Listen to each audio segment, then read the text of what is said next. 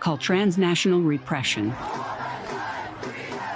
The intimidation, harassment, and at times violence directed against dissidents, journalists, human rights activists, and ethnic and religious minorities living in exile. Transnational repression is when foreign governments reach outside their borders to silence, intimidate, or even harm people that are either dissidents or members of ethnic and religious minority communities. And they've become brazen enough to go after people on U.S. soil just for exercising their freedoms and criticizing regimes or advocating for democracy overseas.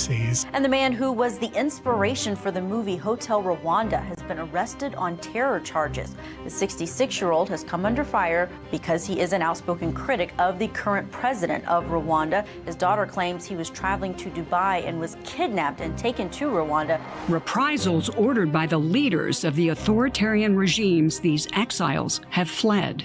Scholars like Dr. Ming Shah, professor and author. The Chinese government, and of course, they want to silence critics' voice. And so, of course, they wanted to keep me silent. Activists like Iranian-American journalist Masih Alinejad. If you are a woman, you are a threat, but if you are a critical woman, if you are a female journalist, then they see you like a nightmare, and they want to eliminate you from everywhere. And Tiananmen Square student leader Zhang Yang. Every time when I have a big event, such as go to make a big speech on the Capitol Hill, I got arrested by the communist government. They still treat me as a former Tiananmen Square student leader. These exiles believed they were safe from the brutal regimes they fled. And from Main Street America, they continued their fight for the rights of their countrymen and women back home. Imagine your beloved one was hanged for the crime of peacefully protesting, for the crime of demanding democracy, dignity, freedom. How would you feel? And what would you do? Homelands whose dictators want these exiled activists silenced wherever they are, one way or another. In America, these dissidents do not stand alone. We will not tolerate such repression here when it violates our laws. We will not allow any foreign government to deny them the freedom of speech or the protection of our laws, or to threaten their safety or the safety of their families.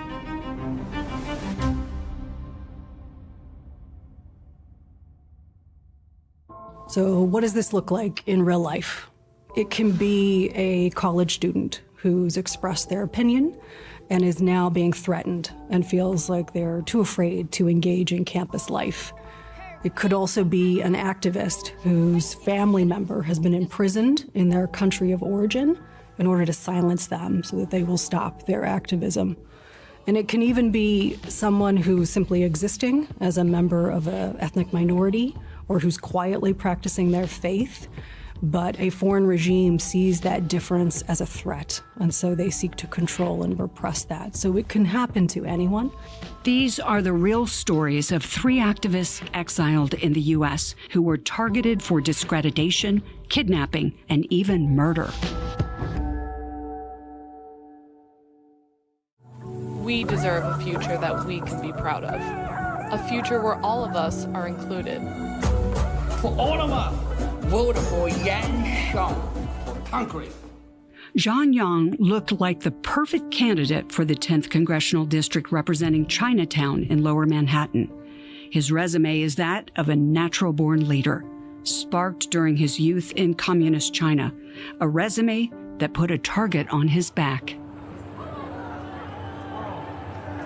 At this hour, there are hundreds of thousands of people here in Tiananmen Square, perhaps as many as 500,000, even more.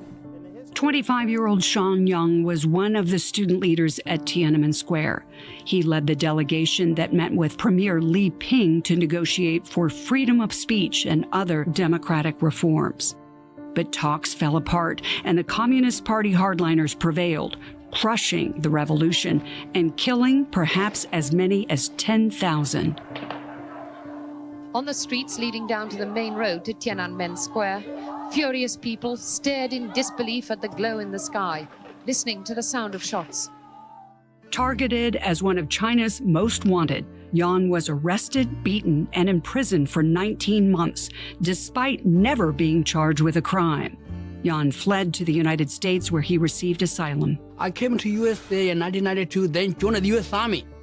In 1994 as a PFC, and commissioned in 2003 as a chaplain, and deployed to Iraq for 1 year. I joined the Army to serve my country and better myself. I want to be an approachable leader. After 27 years in the Army, 20 years active duty, I was retired last year. A devout Christian and father to 7 children, Yan continued his commitment to democracy in his homeland. We still continue our mission. Want to wake up the Chinese people and want to someday do something for the Chinese human rights, democracy. So we keep doing some activity in the United States. That's why they are feared, all of us. Tiananmen Square 25 years ago, in June of 1989, my own experience of that historic event remains vivid in my memory. After retirement, I want to come to my community. I want to help the Chinese people, the Chinese community, of course, my district. Get elected so I can really do something good for the people. When Yan announced his bid for Congress, the Chinese Communist Party took notice, and the target on his back got bigger.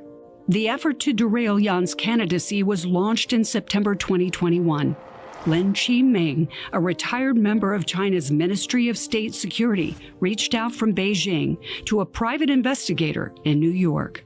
Lin initially wanted basic information on Yan, and to verify he was running for Congress, the PI agreed to help.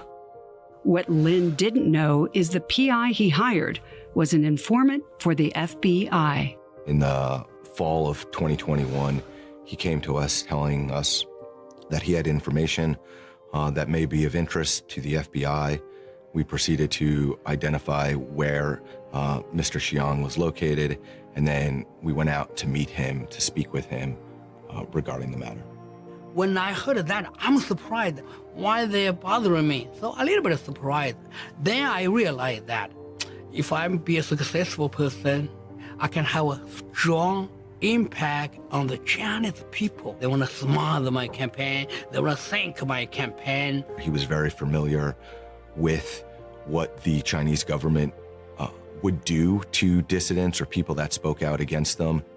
Even 26 years after the Tiananmen Square protests, the Chinese communist regime still denied Yan permission to visit his dying mother in China or attend her funeral months later. He was very willing to help us out in this situation. The FBI first moved Yan and his family to a safe location. Then, with Yan's help, the FBI devised a trap. They followed Yan on his daily routine and took staged surveillance photos. Working hand in hand with the PI, the staged surveillance photos were sent to Lin. He took the bait. That's when Lin took the opportunity to really ramp up his efforts against the victim, saying it wasn't just about finding information, but really he wanted to make every effort that he could to stop our victim from being elected to office. Lin directed the PI to conduct a smear campaign and dig up dirt on Yan. If there was none to be found, the PI was instructed to create some.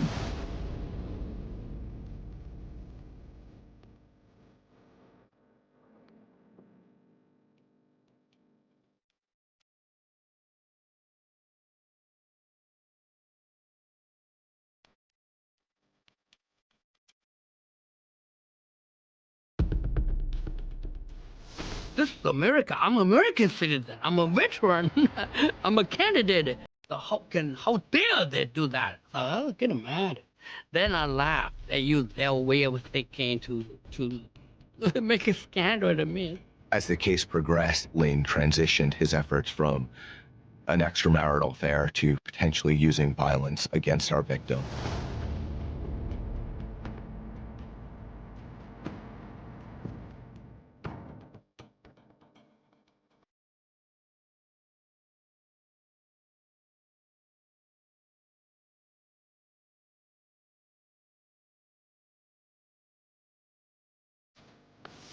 The FBI was running out of time. The election was fast approaching. They needed proof the Chinese communist regime had ordered this smear campaign. It was during communications with Lin regarding payment that we were able to verify that, in fact, the Chinese government was behind Lin's efforts to ruin the election of Xiangyang.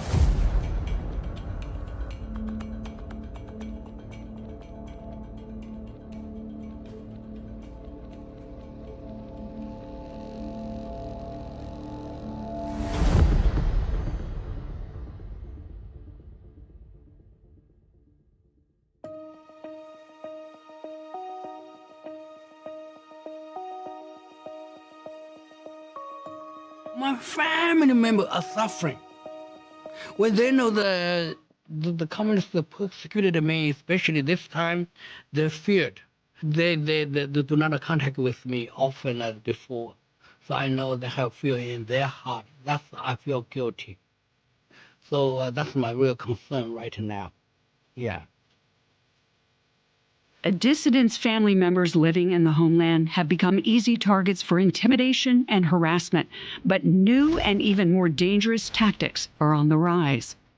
Interference in a U.S. congressional election is just one example of transnational repression. Another is Iran's plot to kidnap an activist from her home in Brooklyn. This is what Islamic Republic wants me to be. This is what Taliban and ISIS wants us to be. And this is my true self. In Iran, I was told if I take off my hijab, I will be hanged with my hair by God. Masih Alinejad, the well-known author and women's rights activist, has risked her life standing up against the oppression of women by the Islamic regime in Iran. My anger is the anger of people inside Iran. I like to refer to her as a person who has dedicated their life to being a voice for the voiceless in Iran. She's drawing attention to the forced hijab laws and regulations inside of Iran. When I was in Iran, I felt like a prisoner, like a hostage in the hands of Iranian regime. We are being oppressed, we are being suppressed, we are being told that, you cannot be your true self. I'll get lashes, I'll get jailed, I'll get fined, I get beaten up in the street every day by morality police. If I get raped, it's my fault. If I take off my hijab, I won't be able to exist as a woman in my homeland. I mean, clearly I'm a troublemaker for the mullahs, for the ayatollahs in Iran. I was a troublemaker since I remember, and I got kicked out from everywhere. So at the end, they kicked me out from Iran. I was always a threat for the Iranian regime. Masih is credited for spearheading the campaign against the mandatory veil in Iran, where violators are arrested and imprisoned.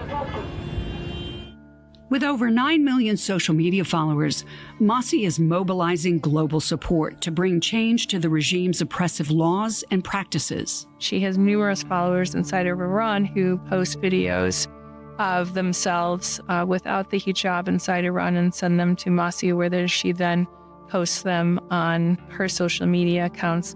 As you can imagine, the government of Iran currently is very much targeting her to stop her. All the clerics, they're watching me. They're listening to me and millions of women like me.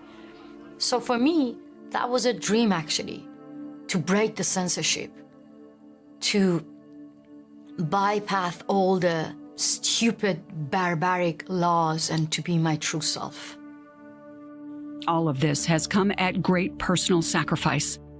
Masih was branded an enemy of the state and forced to leave her country.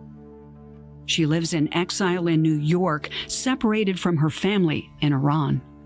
Based on her activities here in the U.S., where she's vocalizing the human rights atrocities, her brother in Iran has been falsely imprisoned. Her sister had been brought on state television and basically forced to denounce her in public. Her parents had been interrogated, and she has not obviously able to ever return to Iran during, at least the foreseeable future. I'm actually putting my own family in risk, in danger. What can I do? But at the same time, I was bombarded by Iranian women sending me videos and saying that you are my voice.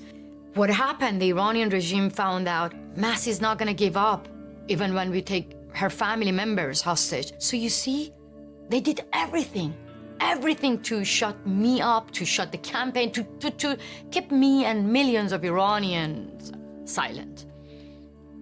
They are failed. But the Iranian regime didn't give up. They just changed tactics.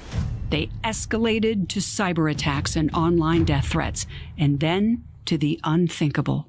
In September 2019, the FBI received information that a U.S.-based private investigator was surveilling Masih at her home in Brooklyn on behalf of the Iranian government. To have somebody physically here in the United States surveilling a dissident or a United States person is just totally unacceptable. We immediately set up a perimeter of counter-surveillance to attempt to identify who this person was, why were they surveilling her, for what was the purpose, who was receiving this information, and was there an imminent threat?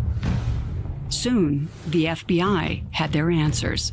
When they showed me the photos of me, my stepson, my husband, my garden, my neighbors, I got goosebumps. I couldn't believe that the FBI is showing me the pictures of my private life and saying that your house is under surveillance, and the Iranian regime hired a private investigator who is actually filming your movement, taking photos of your private life and sending to the regime in Iran. And I was like, so they are here?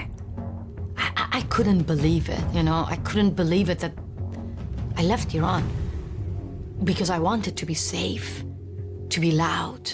And now they are here. Masih and her family were immediately moved to various safe houses as the investigation uncovered a brazen scheme to kidnap Masih and take her back to Iran, a scenario that could have come straight out of Hollywood. We learned that the Iranian government's plot was to kidnap Masih Alinejad from her residence in Brooklyn, New York, take her and transport her to the port in Brooklyn, where she would have then been taken by ship to Venezuela, and in Venezuela then taken by air to Tehran. Likely she would have been, if this was successful, given a public sham trial and likely a public execution.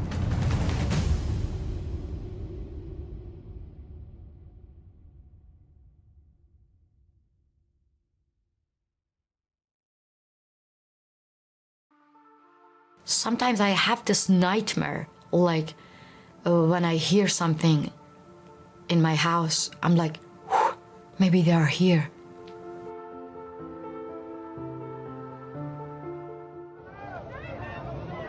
Killing is in the DNA of the Islamic Republic. In September 2022, Iran had erupted into unprecedented protests. A young woman had been beaten to death by Iran's morality police for allowing her hair to slip out of her hijab. The demonstrations drew renewed attention to Masih's campaigns, and death threats on her social media accounts spiked dramatically. We set up a perimeter around her house, and we observed an individual acting suspiciously outside of her porch. So when I saw the man with loaded gun, with AK-7 in front of my house, I was like, he was there not only to kill me. I mean, if I had opened the door, or if he had opened fire, how many of my neighbors would have been killed? This individual was immediately arrested, and we have later learned, which is still an ongoing investigation, that he was tasked to assassinate Masih Alinejad on that day. A video recovered from the suspect's phone reveals an AK-47 on the front seat of his car while parked outside of Masih's home. The video was sent with the message, "We are ready." It feels good that they have guns and bullets. They have money, power, all the media. They can hang me. They can kill me. They can send killers here in New York. They can kidnap me. They can do whatever they want. I don't carry any weapon, but they're scared of me. It feels good, you know? It feels like my voice My words are more powerful than their weapons.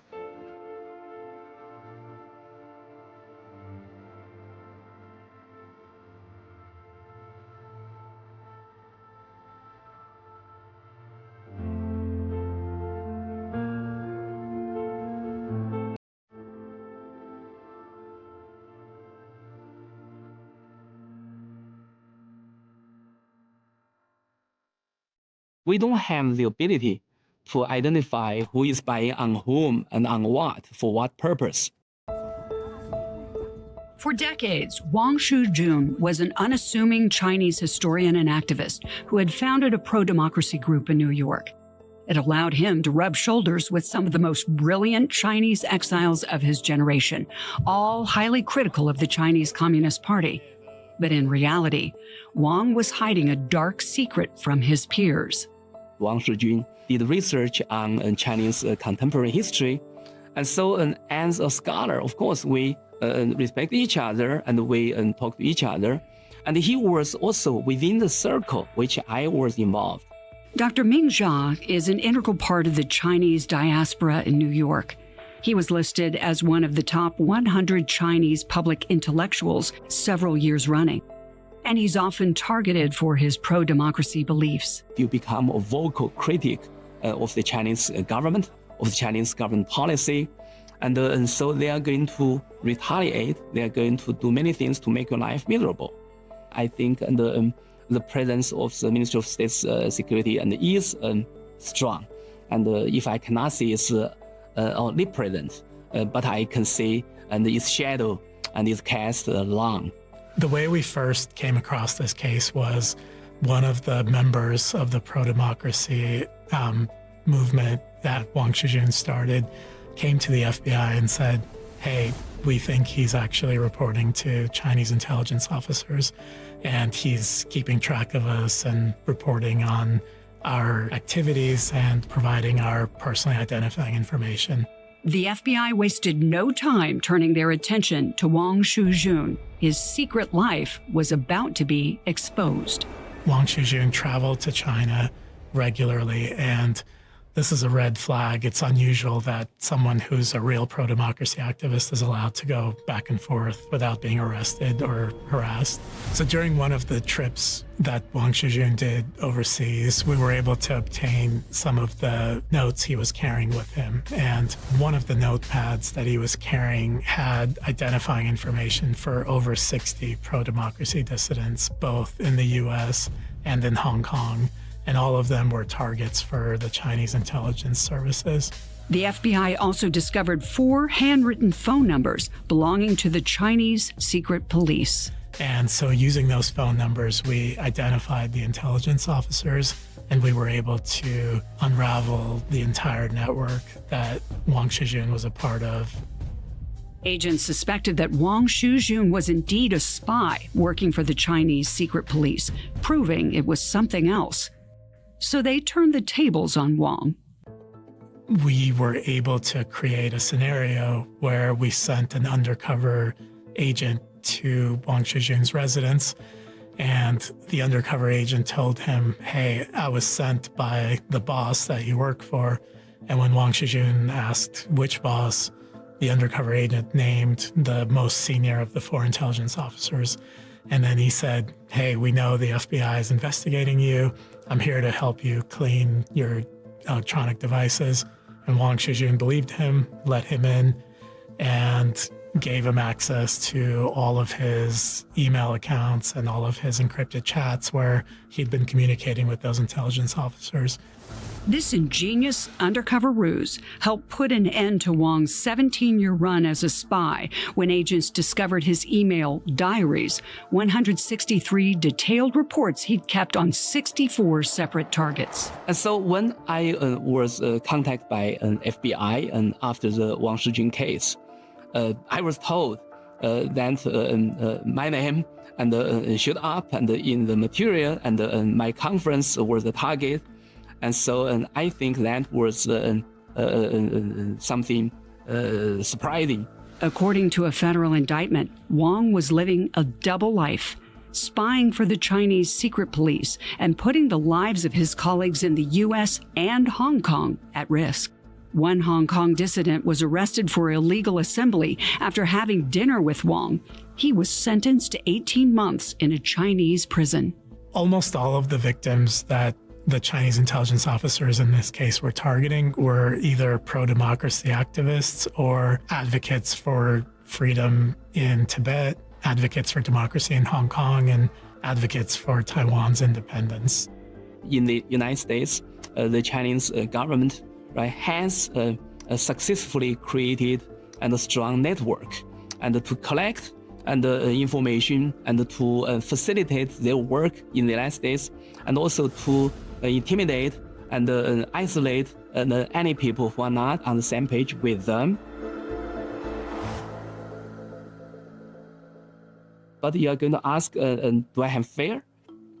And I think, and if I made my mind to fight against the autocracy long time ago, and I think I knew my choice, I knew my sacrifice, I know what kind of price I'm going to pay, and but I often try to seek strength, and from some places, when I meet with His Holiness, so I ask him, and I have trouble, I have the stress, I have concern, and how can you help me? So he told me, right, and treat with detachment, and nothing is permanent.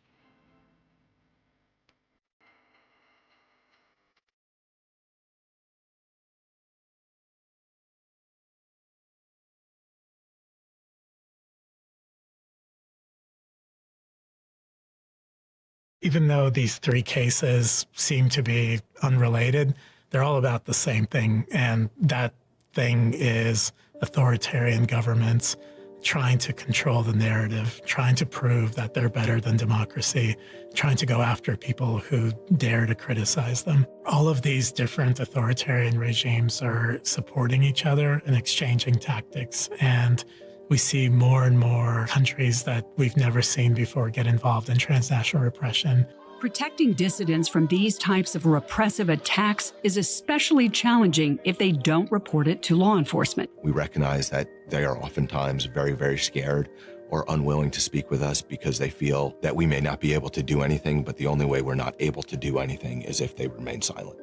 It is our belief that the relationship between the FBI and the dissident community is so imperative in disrupting these types of threats. While many exiles are distrustful of authorities in their homelands, in America, the FBI is here to defend all your rights and freedoms. We take these cases very seriously. They're very important to us. There's nothing more important to the FBI than protecting the American people and upholding the Constitution. We want you to come forward if you're being harassed or targeted by a foreign government for advocating for democracy or for criticizing the regimes. We will protect you, we will investigate, and we will go after the government officials or intelligence officers that are going after you or harassing you. Every person who answers the phone at the FBI call center has been trained to recognize transnational repression. And if someone calls in and they need to express their story in a language other than English, we can provide that language support. If we notice something and dangerous, suspicious, we have the responsibility and to work with American government and to find what's going on. And so this is why I think we should offer our cooperation. So for me, every single day, I thank the law enforcement here that I've been given second life. من هر وقت پلیس بیارم منتظرم منو بگیرن. عادت ندارم پلیس مراقب من باشه. نه خب هم نگرانی هم وجود داره وقتی میبینمشون. When I am being under the protection of the FBI, then I have to talk about this. I have to speak up because many other activists, many other journalists, many other dissidents, they don't have the same protection. So I can speak up on behalf of them. So when I connect with the FBI, I feel much stronger. I know if I follow the rules, do the right thing, I have no fear. That's why I'm still have a smile today. I still have hope for tomorrow. Regardless of the severity of what you're experiencing, this is still something that we want to protect, we want to hear about, and we want to ensure that you are able to live without that fear, those threats, that coercion happening in your life. An FBI website outlines our track record in shutting down transnational repression in the United States. The website also contains an easy-to-understand threat intimidation guide, translated in over 60 languages, that will help you make that first step. We see a lot of countries engaging in transnational repression, some you might not expect. And so we've actually prepared content and resources in over 60 different languages so that people of many backgrounds can understand how to come to the FBI and explain what's happening to them, because we are committed to combating the problem no matter where it comes from. We work with our state and local law enforcement partners and provide them training and resources so that we can all work more closely together. We also collaborate with the rest of the U.S. government, other agencies, so that we all together can push back and impose costs and consequences on any nation that would engage in transnational repression. We also work with our international partners who also are seeking to protect their people from repression. And we cooperate with them so that we can all push back on any nation that engages in repression. But what we won't do is share your story with the foreign nation who's threatening you. We will protect that information and keep it confidential. The victims in these cases are incredibly brave. A lot of the time, they're standing alone against the full might of a massive intelligence service or a really well-resourced government whose main goal is to silence them. And the FBI will do everything in its power to help them and to protect them and to preserve their freedom of speech and their ability to say what they want to say. We understand that people may be filled with a lot of fear or uncertainty about what's happening to them. We would encourage them to call us, but we understand that that may feel very risky. What I would say to someone who's feeling that lack of power or feeling like they are without a lot of action, they actually hold a lot of power, and their power is in what they know and what they've experienced, because we can use that to protect them and to push back on the people who are threatening them.